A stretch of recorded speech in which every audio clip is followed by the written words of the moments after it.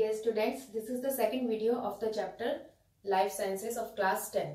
तो इससे first video में हमने पढ़ा था न्यूट्रिशन, हम लेके चले थे और उसमें ऑटोट्रॉफ्स आपको अच्छे से समझा दिया था, फोटोसिंथेसिस क्लियर करा दिया था और कुछ क्वेश्चंस दिए थे और आप लोगों ने वो मुझे दिखा भी दिए। अब न्यूट्रिशन में ही हमारा सेकंड है हेटरोट्रॉफ्स। तो हेटरोट्रॉफ्स में आपको डेफिनेशन वगैरह सब चीज पता है। यहाँ हमें क्या करना है, एक ये मैंने न्यूट्रिशन इन अमीबा दिखाया है यहाँ पे और एक ये एलिमेंट्री कैनाल मतलब ह्यूमन डाइजेस्टिव सिस्टम। पिछली वीडियो में आपको समझाया था कि जो भी हम लाइफ प्रोसेस पढ़ेंगे वो ह्यूमन को लेके पढ़ेंगे, ह्यूमन बींग्स के लिए पढ़ेंगे। आपका डाइजेशन हो, रेस्पिरेशन हो या फिर आपका ट्रांसपोर्टेशन हो, जिसमें आपका हार्ट का सर्कुलेशन का ये सब आ जाएगा। तो यहाँ पर मैं अमीबा का आपको एक बार डिफाइन कर देती हूँ। वैसे तो आप लोगों को पता है, प्रीवियस क्लास में पढ़ के आ चुके हैं। स्टिल अमीबा में क्या होता है, ये सूडोपोडिया होता है। सूडोपोडिया का मतलब आप जानते हैं, सूडो मतलब फाल्स होता है, पोडिया मतलब फीड, राइट, जो एग्जैक्टली चलने का काम नहीं करते जैसे हम लोगों के लेग्स होते हैं। बट इनका जो फंक्शन है वो क्या होता है, ये जो सूडोपोडिया होते हैं फूड पार्टिकल को लेके ऐसे उसको एनकम्पास, उसको कवर करके और एक वैक्यूल बना लेते हैं। वैक्यूल बनाने में इसके बाद में क्या होता है, ये यहाँ पर जो फूड है आपका वो कॉम्प्लेक्स से सिंपलर फॉर्म में कन्वर्ट होकर एब्जॉर्ब हो जाता है। जो वेस्ट है वो सरफेस से बाहर निकल जाता है। तो ये इसका एक डायग्रामेटिक रिप्रेजेंटेशन है न्यूट्रिशन इन अमीबा का। अब हम सीधा बात करते हैं ह्यूमन बींग्स के लिए। यहाँ पर आप लिख लीजिएगा ह्यूमन डाइजेस्टिव सिस्टम और human alimentary canal. Human alimentary canal मतलब कि single elongated canal which starts from the mouth and ends to the ends। अब यहाँ पर मैं आपको एक बार पार्ट्स इसके बता देती हूँ कैसे कैसे है। माउथ है, बकल कैविटी, ये जो ऊपर वाला हिस्सा ये हमारा माउथ हो गया और ऊपर नीचे का जो खाली स्पेस इसको हम बकल कैविटी बोलते हैं। फिर एक हमारे यहाँ पे ये जो चलती है ऊसोफेगस इसको बोला जाता है, राइट, ये फूड पाइप जिसे आप कह सकते हो, ऊसोफेगस है। यहाँ पे टंग है और ये इस तरह से ये जो फॉर्म यहाँ दिखाई है डायफ्राम में है। एक ये इधर की तरफ ऐसे जो शेप, बीन शेप ऐसे दिखा रखी है, ये है होती है, ये आपका स्टमक है। स्टमक के यहाँ पर लीवर है। लीवर जो है वो लार्जेस्ट ग्लैंड होती है, राइट। इस क्वेश्चन को आप इसको एक पॉइंट में लिख लीजिएगा, liver is the largest gland in our body. Next यहाँ पर आता है आपके पेन, इधर गॉल ब्लैडर आ जाएगा, यहाँ पर आपका पैनक्रियास आ जाता है। फिर यहाँ से स्टमक जो है स्मॉल इंटेस्टाइन, फिर ये लार्ज इंटेस्टाइन। और अब इसके यहाँ पर हम फंक्शंस पढ़ते हैं क्या होता है।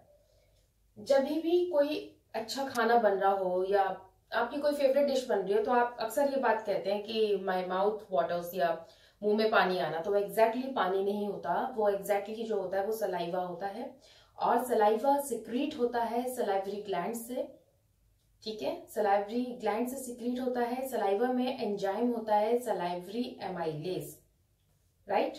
तो यहाँ मैंने लिखा हुआ है सलाइवरी ग्लैंड से सलाइवा और सलाइवा से यहाँ पे ये एंजाइम का नेम है। जहां पर भी आप ये ध्यान रखो, थोड़ा सा भी ये एस वर्ड आता है, ए ऐसी, तो वो एंजाइम ही है। सलाइवरी एमाइलेज क्या करता है, जो स्टार्च होता है उसको सिंपल शुगर, और सिंपल शुगर को आप बोल सकते हैं ग्लूकोज, इसमें कन्वर्ट कर देता है। तो सबसे पहला होलोजोइक न्यूट्रिशन में, फर्स्ट वीडियो याद करिए, होलोजोइक न्यूट्रिशन में आपको एग्जांपल बताया था, ये कहा था कि इसमें ह्यूमन बींग्स आते हैं और अमीबा आता है। अमीबा और ये होलोजोइक होता क्या है, होलोजोइक में 5 स्टेप्स होते हैं। The first step is ingestion, मतलब इनटेक ऑफ फूड को लेना, ग्रहण करना, ठीक है, वो आपने ले लिया। इसके बाद आता है आपका डाइजेशन, कि यहाँ पर डाइजेशन हो रहा है, वो सब अब हम पढ़ेंगे, अभी पढ़ेंगे यहाँ पे। डाइजेशन के बाद वहां पर आता है एब्जॉर्प्शन, कि एब्जॉर्ब हुआ है, उसके बाद एसिमिलेशन एंड दैट, फिर फाइनली उसका होता है जब वेस्ट मटेरियल होता है वो आपकी बॉडी से आउट हो जाता है, राइट, और उसको हम कहते हैं इजेशन। तो ये 5 आपके स्टेप्स होते हैं of holozoic nutrition. Right on the steps of the holozoic nutrition. The first one is the ingestion, the second is the digestion, third one is the absorption, the fourth is assimilation and the last one and the fifth one is the ejection, right।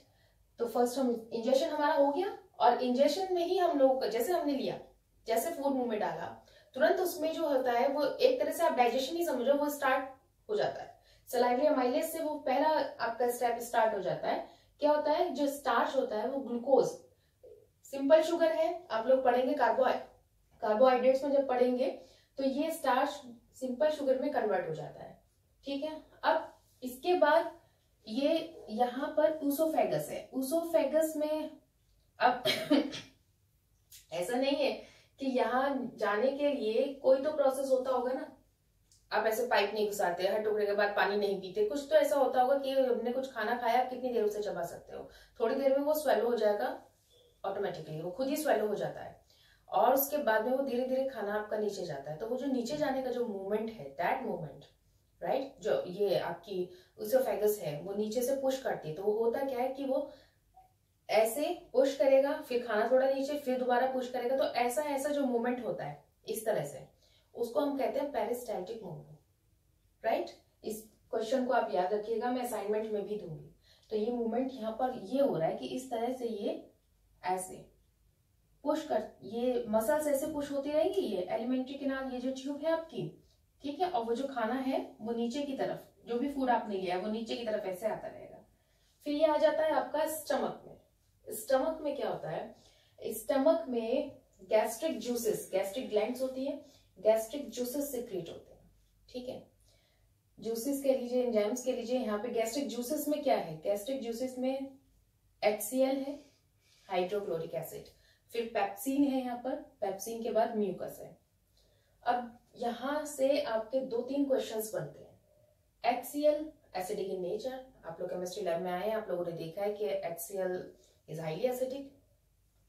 Pepsin protein digester कह लीजिए को एक तरीके से, कि protein को digest करता है। Pepsin is an enzyme and it is a protein digestive enzyme, ठीक है।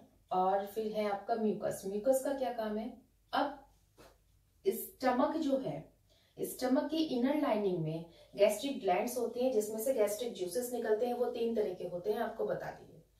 HCl का काम होता है जो फूड है, राइट, उसको एसिडिक, वहां से एसिड निकलना, ठीक है। और म्यूकस का क्या काम है, जो वो एसिड निकला कि स्टमक की जो लाइनिंग है, इनर लाइनिंग, उसकी प्रोटेक्शन के लिए साथ साथ ये बाय नेचर म्यूकस भी निकलता है, उसको न्यूट्रलाइज करने के लिए, ताकि ऐसा ना हो कि HCl तो स्टमक में सिक्रीट होने लगा और म्यूकस नहीं हो, तो वो आपने खाना इतना खाया नहीं है, तो होगा क्या, फिर जो HCl है वो आपके स्टमक को ही खराब करना, डैमेज करना स्टार्ट कर देगा इंटरनली। तो भगवान ने जो भी चीजें बनाई है उसका कुछ ना कुछ काउंटर रखा, उसको बैलेंस करने के लिए भी चीजें बनी है। HCl प्रोवाइड हो रहा है तो खाना आपका डाइजेशन यहाँ स्टार्ट हो रहा है, और आपके प्रोटेक्शन के लिए, स्टमक के इनर लाइनिंग की प्रोटेक्शन के लिए यहाँ म्यूकस भी होता है। याद रहेगा, P for pepsin and P for protein, ये ध्यान रखिएगा इसी फॉर्म में ऐसे। अब इसके बाद क्या होता है, ये जैसे ये आपका स्टमक हुआ, स्टमक के इस साइड में ये आपका यहाँ पे गॉल ब्लैडर है, और यहाँ पर गॉल ब्लैडर में बाइल्स होते हैं, इधर इसके ऊपर लीवर है, और ये आपका स्टमक के जस्ट नीचे यहाँ पे आपका पैनक्रियाज होता है, जो मैंने इस साइड में लिखा है, यहाँ पे थोड़ी सी जगह कम थी तो यहाँ पर लिख दिया मैंने, ठीक है। इसके बाद में यहाँ पर हम पढ़ते हैं लीवर से क्या सीक्रेट होता है। लीवर से बाइल जूस और बाइल सॉल्ट निकलता है। बाइल जूस का क्या काम है, आपने पहले यहाँ देखिए कि स्टमक में ये सारी प्रोसेस हो गई, स्टमक के बाद आना है इसको स्मॉल इंटेस्टाइन में, स्मॉल इंटेस्टाइन के बाद ये लार्ज इंटेस्टाइन में जाएगा, फिर उसके बाद जो वेस्ट मटेरियल है वो आपका बाहर निकल जाएगा। अब स्मॉल इंटेस्टाइन में आ रहा है तो उससे पहले यहाँ पे कुछ चीजें हो रही हैं, और वो क्या है, वो फंक्शन आ जाता है लीवर का और पैनक्रियाज का। यहाँ क्वेश्चन अभी बताया था कि liver is the largest gland of the human body, in the human body. अब होगा क्या, लीवर जो है बाइल जूस और बाइल सॉल्ट को सिक्रीट करता है। बाइल जूस का फंक्शन क्या होता है, जो फूड आपका स्टमक से आ रहा है that is the acidic in nature, और बाइल जूस उसको अल्कलाइन बनाता है। बाइल जूस का जो फंक्शन है टू मेक द फूड, और सेमी डाइजेस्टेड आप कह सकते हो, जो फूड वहां से आ रहा है स्टमक से, उसको अल्कलाइन बनाना, क्योंकि जब वो अल्कलाइन बनेगा तब उसके बाद ही यहाँ पर ट्रिप्सिन का फंक्शन आता है, ठीक है। अब हम पढ़ते हैं बाइल सॉल्ट। बाइल सॉल्ट का क्या मतलब, बाइल सॉल्ट जो होते हैं वो जो फैट्स हैं, जो फैट है उसको स्मॉल ग्लोब्यूल्स में कन्वर्ट करना, इसी को हम यहाँ पर कहते हैं इमल्सिफिकेशन ऑफ फैट।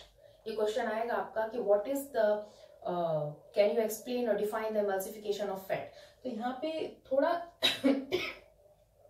जो फैट के बड़े बड़े ग्लोब्यूल्स है स्मॉल ग्लोब्यूल्स में कन्वर्ट हो जाते हैं, ठीक है, इसको हम कहते हैं एमल्सिफिकेशन ऑफ फैट।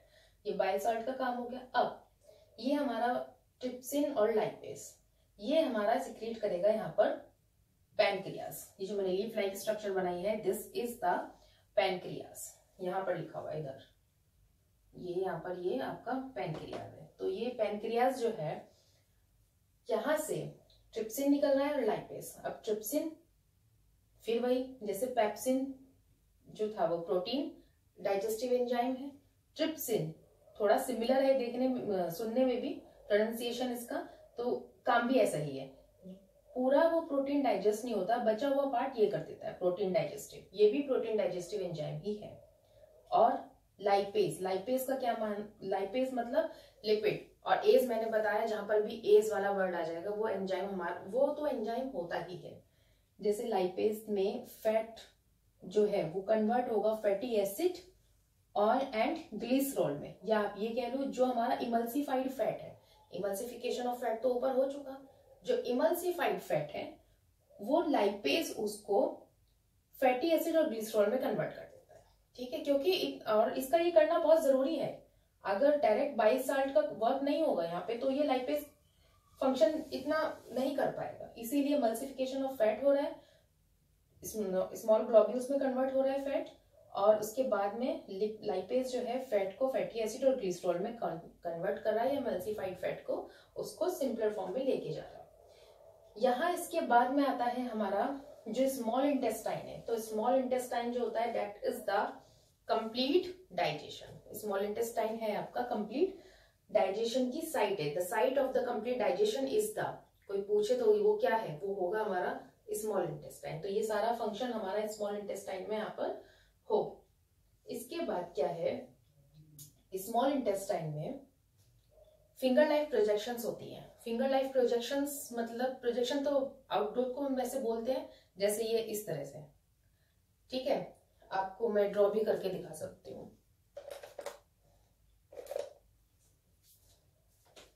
मैं यहाँ पर इसको ड्रॉ करती हूँ, इस तरह से ऐसी प्रोजेक्शंस होंगी।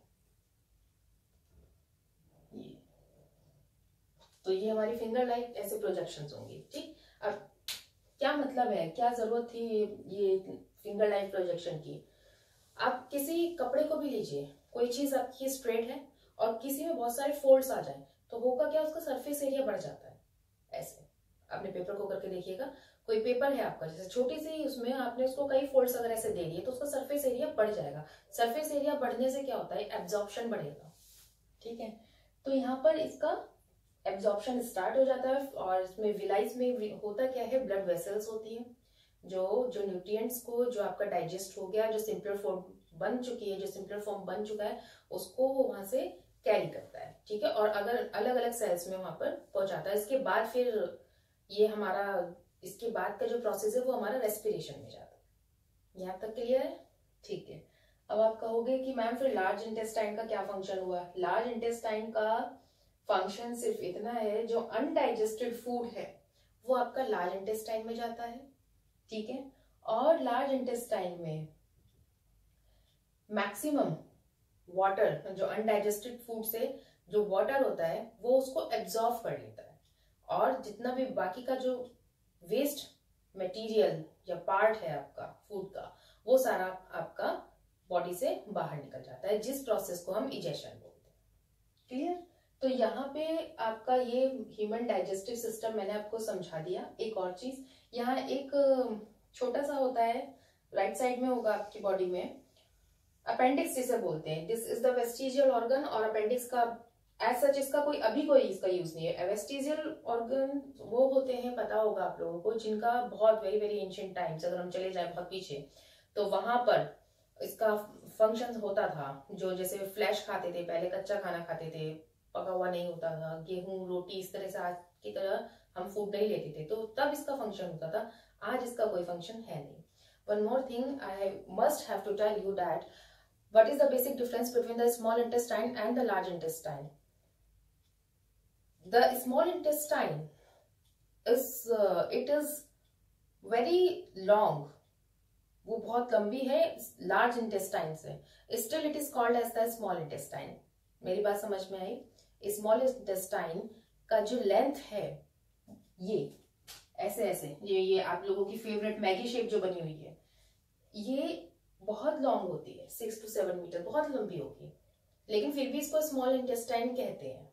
ठीक है, वो क्यों कहते हैं वो आप लोगों की बुक में तो नहीं है, एनसीईआरटी में बता देती हूँ। वो इसलिए कहते हैं क्योंकि इसका जो डायमीटर होता है अंदर का वो स्मॉल है, इसीलिए हम इसको स्मॉल इंटेस्टाइन कहते हैं। वैसे ये खुद में लेंथ इसकी ज्यादा होती है। अब इसकी भी एक बात है, जैसे जो हर्बीवोर्स होते हैं, राइट, घास वगैरह खाने वाले, आपको पता है हर्बीवोर्स क्या होते हैं, उनका जो स्मॉल इंटेस्टाइन है वो नॉर्मल रेंज से ज्यादा होता है थोड़ा। और ऐसा इसलिए होता है क्योंकि उसमें कुछ जैसे सेल्यूलोज है उसको डाइजेस्ट करना है, तो इस सब के लिए होता है। ठीक है, और जैसे कार्निवोर्स है, इनका जो मीट या फ्लैश खाते हैं उनका स्मॉल इंटेस्टाइन का साइज लेंथ कम होती है, साइज वैसे लेंथ कम हो जाएगी। ठीक, तो इससे रिलेटेड यहाँ पे अभी मैं कुछ क्वेश्चंस लिखूंगी, आपको वो इसी थ्योरी पे, इस सब पे बेस्ड होंगे। वो असाइनमेंट आपको मुझे करके दिखाना होगा।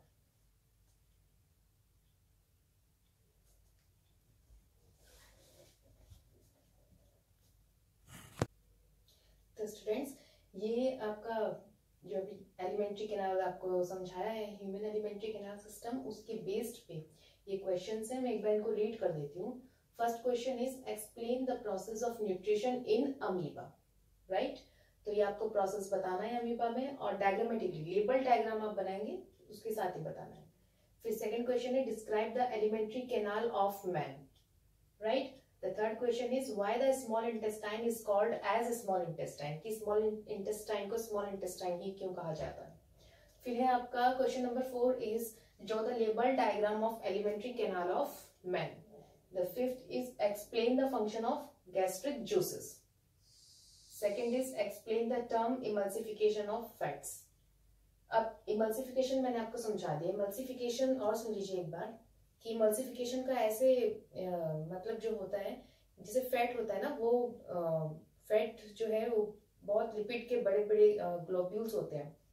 ठीक है, तो उनको टाइनी ड्रॉपलेट्स में, छोटे छोटे ड्रॉपलेट्स में, पार्टिकल्स में कन्वर्ट करना या उसका टूटना, क्योंकि क्या होता है ना, उस पर फिर उसका डाइजेशन इजी हो जाता है फैट का, इसीलिए उसका इमल्सिफाई करना जरूरी होता है। मैंने वीडियो में आपको समझा दिया है, तो वही आपको लिखना है कि explain the term emulsification of fats।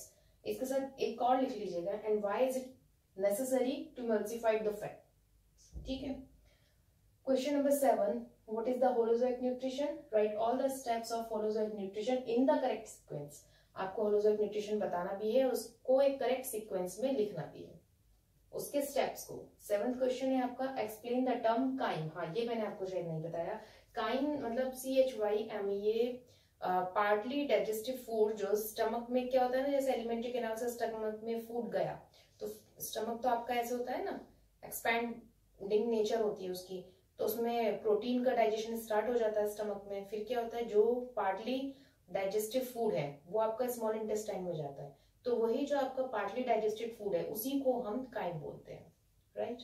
और वो जाता है आपका स्मॉल इंटेस्टाइन में, लार्ज में नहीं। ये क्वेश्चन कई बार पूछेंगे कि काइम जो है स्मॉल इंटेस्टाइन में मिलता है या लार्ज इंटेस्टाइन में। तो लार्ज इंटेस्टाइन में तो सब कुछ डाइजेस्ट वाइजेस्ट हो गया, वेस्ट मटेरियल वहां पे जाता है और वहां से सिर्फ वाटर एब्जॉर्ब कर लेती है जो विलाई होती है। लेकिन स्मॉल इंटेस्टाइन में डाइजेशन बचा हुआ है, डाइजेशन हो रहा है वहां पे, राइट।